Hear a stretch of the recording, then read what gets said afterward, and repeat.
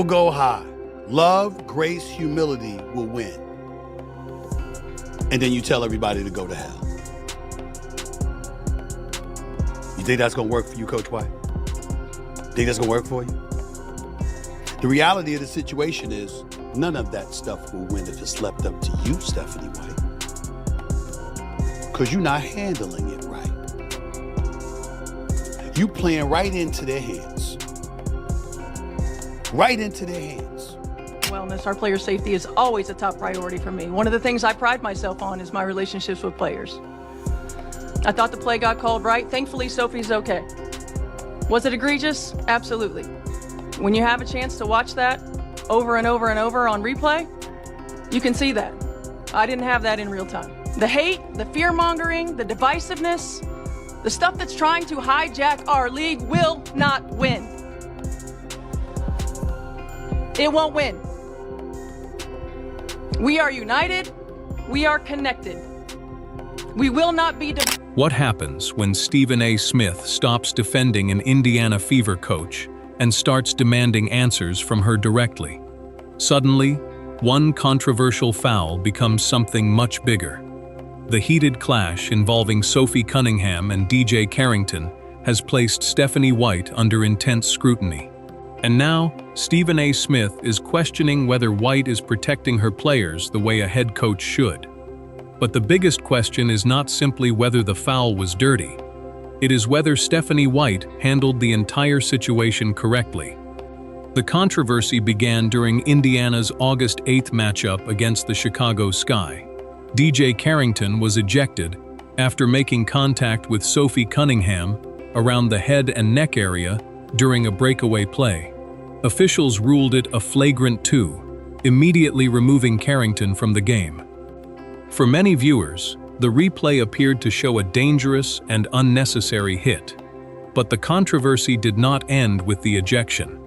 It exploded after Stephanie White discussed the incident.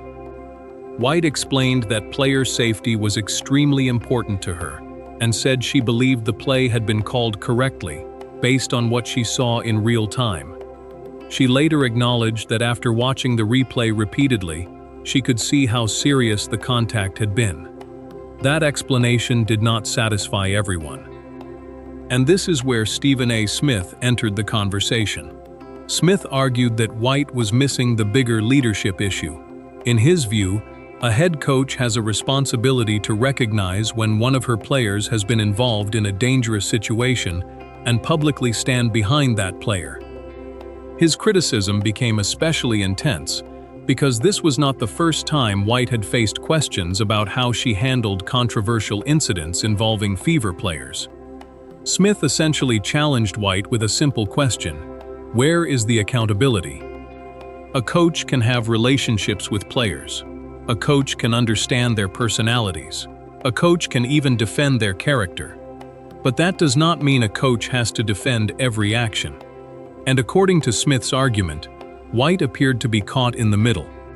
She wanted to support DJ Carrington while also protecting her own team from a growing storm of criticism.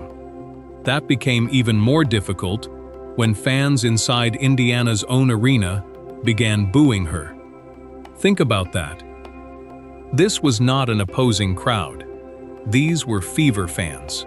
And when a home crowd starts turning against its own coach, it becomes impossible to ignore. Stephen A. Smith highlighted exactly that point, arguing that White was not the road coach. She was coaching the home team, yet some fans were openly expressing their frustration with her. That is a major warning sign. But there was another side to the story. Caitlin Clark and her teammates publicly supported White. Clark reportedly made it clear that the booing made her feel sick and that the players had their coach's back. Instead of allowing the controversy to divide the team, the Fever appeared determined to respond on the court. And that response came quickly. Against the New York Liberty, Caitlin Clark delivered 22 points and 10 assists as Indiana won 106-92. The Fever also recorded their 15th 100-point game of the season. That result created an almost perfect contrast. Outside the locker room, People were debating whether Stephanie White should be fired. Inside the arena, her team was putting 106 points on the scoreboard. But winning does not automatically erase questions about leadership. That is the uncomfortable part. White has argued that she always has her players' backs. Her supporters can point to her commitment to her team and the enormous pressure surrounding the Fever. After all, this is not an ordinary WNBA situation. The Fever have become one of the league's biggest attractions, largely because Caitlin Clark has transformed the level of attention surrounding the franchise. Every substitution, every controversial call, every press conference, and every mistake can become a national debate. White is coaching under a microscope.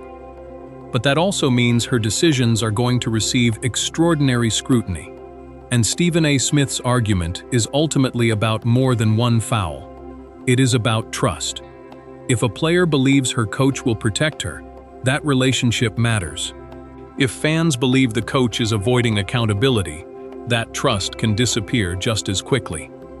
The biggest issue may therefore be perception. White said she did not fully see the incident in real time. After reviewing the footage, she acknowledged that the play looked much more serious. For some people, that explanation is reasonable. For others, it created even more questions. Did she simply misjudge what happened at game speed? Did her relationship with Carrington influence her first reaction? Or are critics reading too much into a difficult moment? Those questions remain at the center of the controversy. And then White delivered another emotional message about love, grace, humility, and unity, while also making it clear that her critics could essentially go to hell.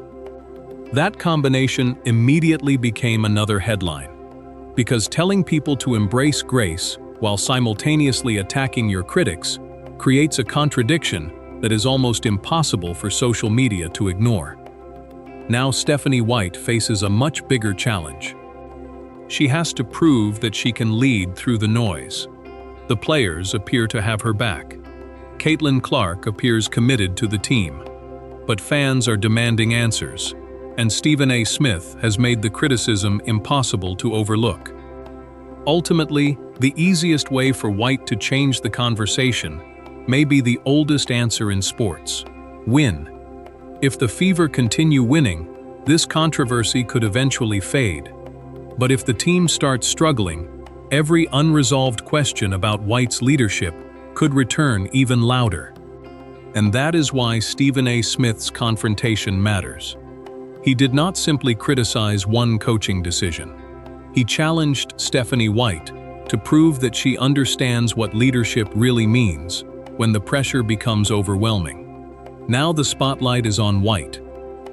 The question is no longer what Stephen A. Smith thinks. It is what Stephanie White does next. Do you think White handled the controversy correctly, or should she have defended Sophie Cunningham more strongly? Let us know what you think in the comments.